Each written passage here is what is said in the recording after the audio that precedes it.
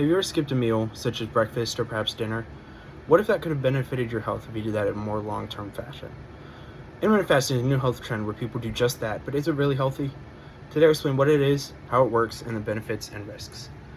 Intermittent fasting is when people choose when they eat rather than what they eat, as most diets are when people choose what they eat. This causes a process called metabolic switching, where the body uses stored fat as fuel instead of using fat from incoming calories from snacks or meals, according to WebMD.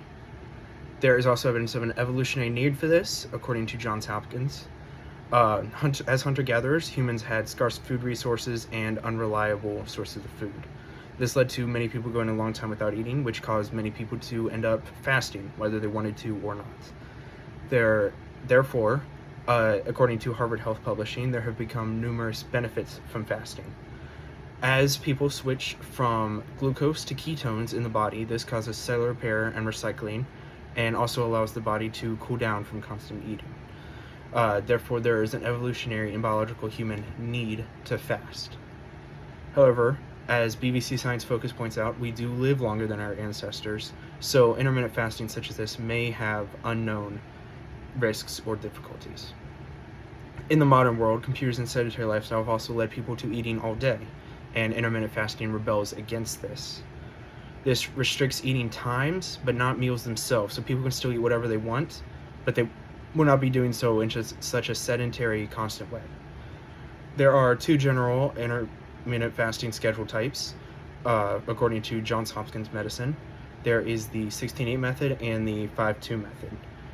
If you look at the slideshow, you can see the 16-8 method involves eating for 8 hours a day, every day, but 16 of those hours each day is dedicated to not eating.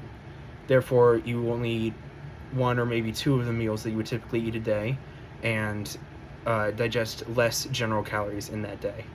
This 5-2 method, on the other hand, involves eating whatever you want to for the entire day, for 5 days of the week, but then for 2 days of the week, cutting those calories heavily.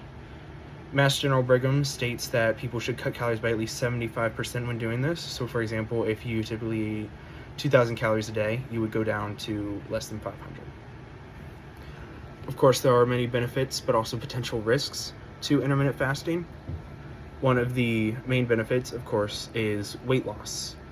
Obviously, if you are eating less calories throughout the week or throughout the day, then you will lose weight as you are losing calories.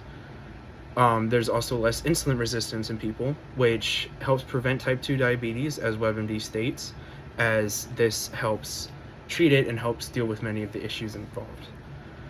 Johns Hopkins also claims that it helps with thinking and memory as well as mental health, as it helps your body rest, digest, and prepare and go through the typical bodily functions in a more natural way. Johns Hopkins also claims that it helps heart health and physical performance, as many studies have been done to show that people who use intermittent fasting have much better blood pressure levels and other heart-related measurements, and they typically exhibit a higher endurance. Mayo Clinic also shows that intermittent fasting can help reduce inflammation and help with chronic inflammation and other such issues. And BBC Science Focus shows that it could even help improve brain health or prevent cancer, though more research is needed on these specific things, as not much research has been done on these particular benefits.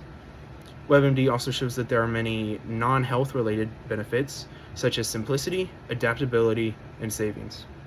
Simplicity comes where there is no calorie counting or complicated dietary restrictions, as other diets often include.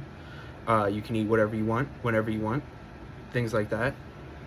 And adaptability comes in where people get to decide what to eat and what schedule. They can change their schedule to fit their physical and health related needs, and if they feel that one schedule is too difficult or too easy or in between, they can adapt it to fit their lifestyle. It also helps with saving money for weekly groceries, which is where the savings comes in.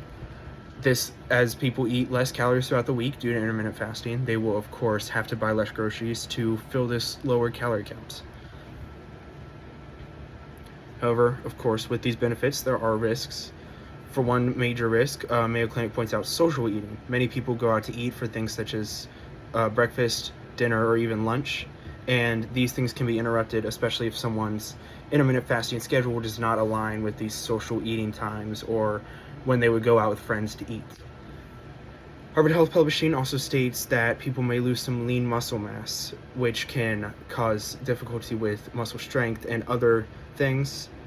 And WebMD states that going without food for long periods can be bad for many people, leading to issues such as dizziness, nausea, insomnia, headache, weakness, mood swings, and a frequent need to pee.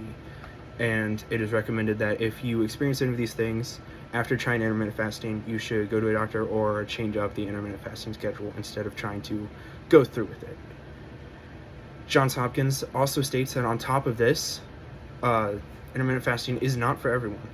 Those under 18 should not generally partake in intermittent fasting, as it can be dangerous for them, as their bodies may not be able to handle this change. Pregnant and breastfeeding women should also not do this, as it may impact the baby or impact the baby's growth in unknown or dangerous ways. And people with type 1 diabetes should also not participate in intermittent fasting. There have not been many studies on type 1 diabetes, and intermittent fasting may lead to a rise in hypoglycemia, which can damage the person and can cause more difficulty with type 1 diabetes and can be very dangerous for the body. Those with a history of eating disorder, should also avoid intermittent fasting, as it may bring back the disorders, or their body may not be ready or prepared to go through some other diet similar to that. Essentially, intermittent fasting is a newer, useful weight loss method that is currently being researched and that many people are currently starting to use. It works by switching the body to use stored fat rather than the new calories through a process called metabolic switching, as people switch from sedentary lives of constant snacking to eating at only certain times throughout the day or throughout the week. This helps people lower their calories as they eat for less throughout the week and eat for less hours. And it helps them lose weight and have other benefits, so there are risks. Of course, the benefits include helping with obesity, improving physical and mental health, heart health, and inflammation. However, there are risks such as loss of lean muscle mass, social risks, and it is not meant for everyone and may be a difficult transition for many people. Intermittent fasting is a good way for people to lose weight and a good lifestyle change for people to make that can benefit both you and your health. It is easy for anyone to try, and I believe it would be a powerful change for many people's current lifestyles. Thank you.